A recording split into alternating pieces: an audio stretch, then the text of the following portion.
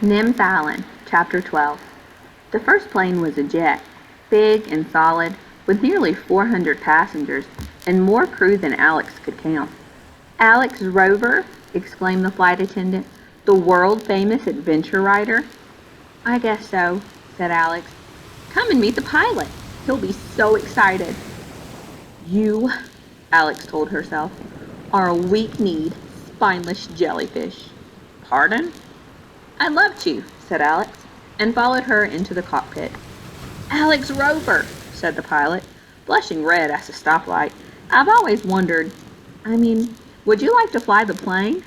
"No, thanks." "Not exciting enough for you?" And he showed her interesting things about the jet's instrument panel and engines. All Alex could think about was what was a very long way down to the ground. The ground turned to ocean, and that didn't make her feel happier at all. They landed after the sun had set, and when Alex found the little plane that would take her to the island nearest to Nims. The pilot said they couldn't leave until morning. "I can't land on that island in the dark," he said. "I'm not a daredevil like you." "I'm not a daredevil," Alex wanted to say. "I just need to get to Nims Island right away." In the hotel room, the feeling was stronger. She felt like a tiger in a cage, trying to burst free. Instead, she checked her email. To aka@incognito.net. From jack.russo@explorer.net.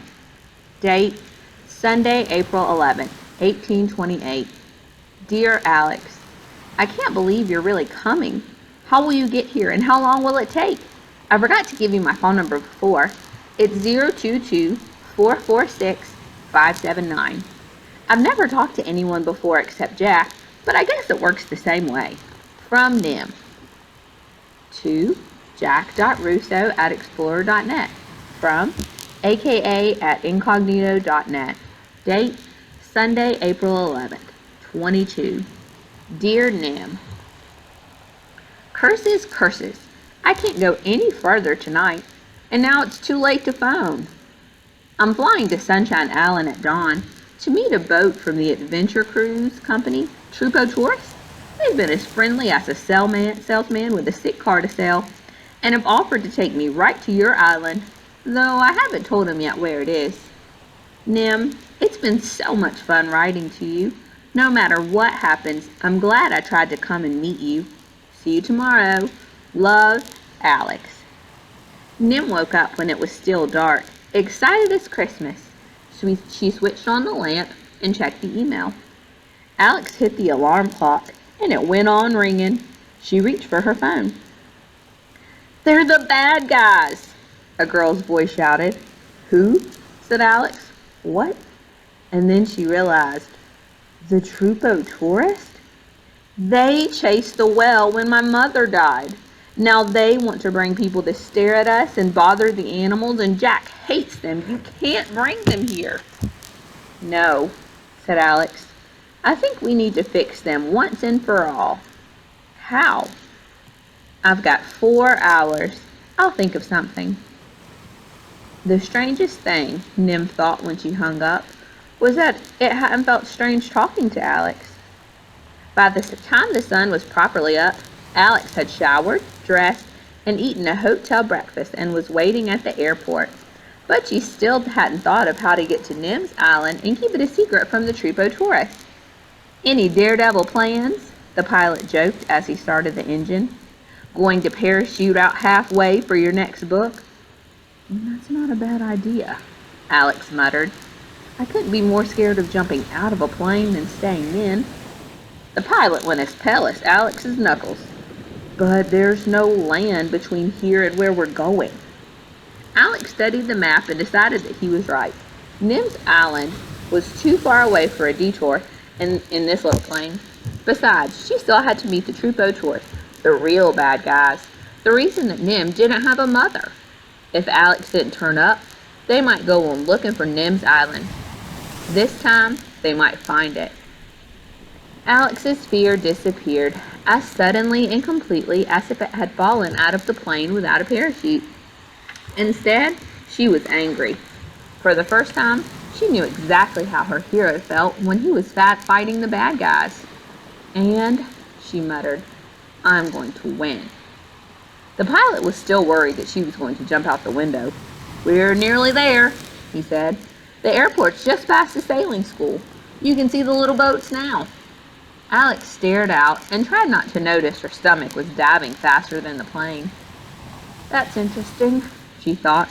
I can feel angry and sick at the same time. Do they give lessons? She asked, because if she was talking, she might not throw up. Give lessons, sail boats. Is that what your next book is about, sailing? Partly, said Alex. She couldn't talk very well because she had a sneaky little fear that had crept back, and she was holding her breath to help the plane land. 2 hours later, she was wetter than she'd ever been and knew more than she'd ever wanted to know about the way small sailboats flip upside down and how it feels to be the person flipping off them. But she also knew how to get back on and push the boat right side up, and how to pull the sails and steer. She was the owner of a small blue sailboat. Not bad for a beginner, the sailing school owner said, pocketing her money. But don't go too far from the shore. Alex tried to smile. Funny, the woman continued.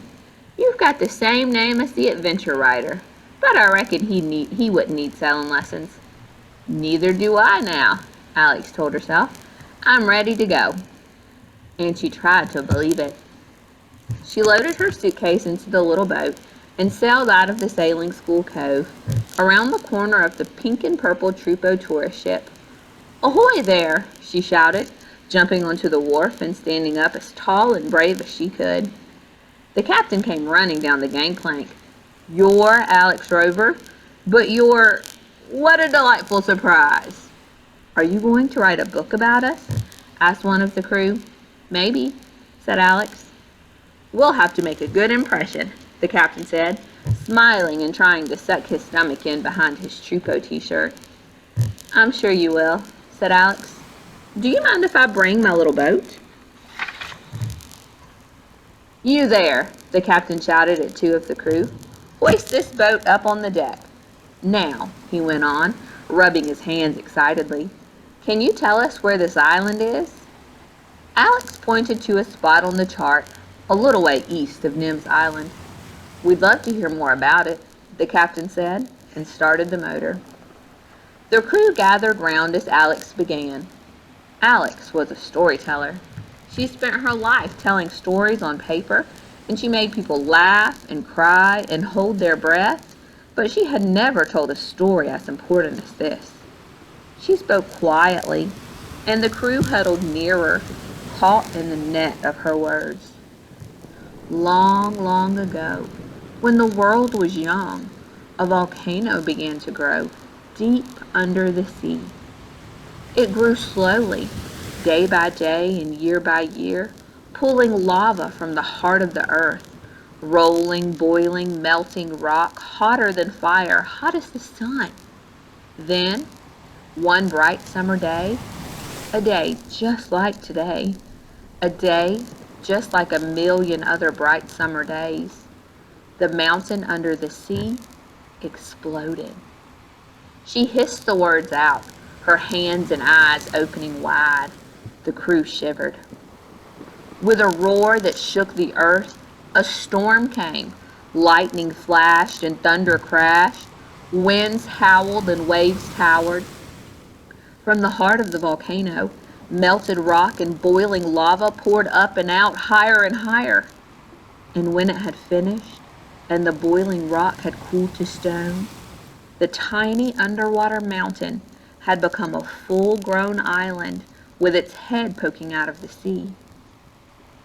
Now some islands, Alex went on as the Trupo tourist sat silent and still around her, become peaceful once they've been born from the sea. But this island didn't. This island stayed hot and angry. Its volcano still shoots fire. Boiling lava still tumbles down its slopes, and the stench of hell floats in its mist. Its rocks are black and sharp, and its cliffs are steep. No golden sand? The captain asked hopefully. A little, Alex admitted. But in front of the sands curved from the rocks at one end of the cliffs and the other is a maze of rocky reef, a treacherous, sword-sharp, boat-ripping reef. The crew shivered.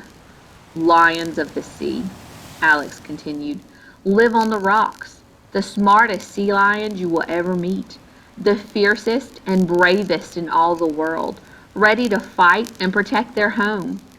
And if a boat could pass the sea lions and find its way through a sword-sharp maze and not choke on the rotten egg gas or fry in the boiling lava when it reached the beach, it would meet the dragons. Dragons? Squeaked a crew member. Small dragons, but so many that they could cover the sand, and like the sea lions, they will fight bravely to save their island. She hurried on before anyone could ask how. There are birds, too. Birds who are big and strong and tough enough to live on a mountain that shoots fire and choking gas. Birds who are so quick and agile that they can swoop down and snatch the hairs right out of a person's head. The captain twitched his hat nervously around his ears. Why do you want to go to such a horrible place? It sounds even worse than that island last week, one of the crew said. I'm not going there. You don't need to, Alex said.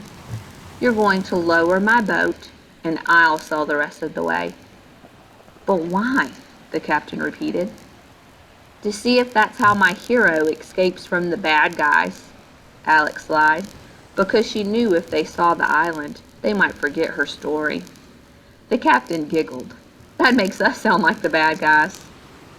It depends, said Alex, and began the second part of her story, because it wasn't enough to make them feel frightened. And now she wanted to make them feel so bad that they would never, ever bother Nim and Jack again.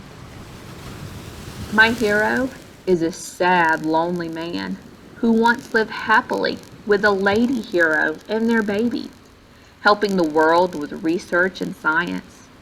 But one day, while the lady hero was deep under the sea studying a whale, a noisy boat came to spy on them. My hero begged that noisy boat to go away, to be quiet, to stay away from the frightened whale. But they laughed, were louder, and chased that whale so it swam right to the bottom of the sea. And the lady hero was never seen again. She whispered the last words. One of the crew sniffed, and one blew his nose. The others wiped their eyes. Are they bad guys? Alex asked. You'll have to decide. But that's not the end of the story. Now my heroes live on this fiery, dangerous island, far away from good people and bad. But what if the noisy boat came back, with people to trample their lonely home, to fight their sea lion and dragon friends, and destroy the science they're giving the world? Tears dripped onto Trudeau's shirts. There were gulps and sobs and soggy noses. That would be a terrible ending, said the crew. You can't end a story like that. And they sobbed some more. Alex looked at the captain. The captain didn't care about Nim and Jack, but he was afraid of sea lions and dragons and boat-ripping reefs. And he was very, very afraid of being in Alex's book, because people wouldn't pay lots of money to go on Troupeau tourist tours if they knew the captain was a bad guy. His eyes were sharp and cold as a shark's, but he tried to smile. A story should have a happy ending, he said. Your heroes can stay alone on their island, and the tourists can find somewhere else to explore.